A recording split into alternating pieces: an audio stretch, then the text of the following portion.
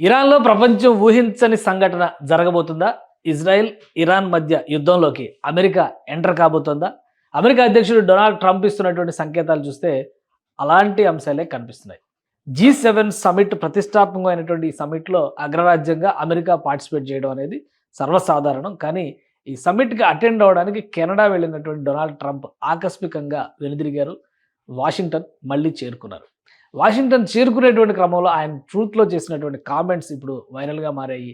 Iran పైన పెద్ద ఎత్తున ఇజ్రాయెల్, అమెరికా దాడికి సన్నద్ధం కాబోతున్నాయనేటువంటి అంచనాల్ని అంతర్జాతీయ విశ్లేషకులు చేస్తున్నారు. I have not reached out to Iran for piece talks. అంటే ఇంతవరకు ఇరాన్ నుంచి ఎలాంటి శాంతి చర్చల అంశాలు రాలేదు అనేది ఇందులో షేర్ చేశారు డొనాల్డ్ ట్రంప్. అలానే in any way, shape or form ఎలాంటి ప్రతిపాదనలు రాలేదని చెప్పారు. అలానే this is just more highly fabricated fake news.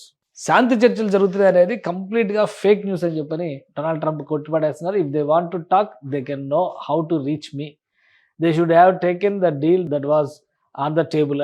అణు పరిశోధనలకు సంబంధించినటువంటి అంశాలపైన అమెరికా నిర్దేశించినటువంటి ఒప్పందాన్ని అంగీకరించుంటే సమస్యలు ఇంతవరకు వచ్చేవి కావు అనేది డొనాల్డ్ ట్రంప్ చేస్తున్నటువంటి విశ్లేషణ. అలానే ఏ క్షణమైనా ఏ ప్రమాదం, ఏ ఉత్పాతమైనా జరిగేటువంటి అవకాశాలు ఉన్నాయంటూ కూడా హెచ్చరికలు జారీ చేశారు. ఇంకా ఈ ట్రూత్‌లో ఆయన చేసినటువంటి మరికొన్ని కామెంట్స్ అయితే ఆసక్తిని రేకెత్తిస్తున్నాయి.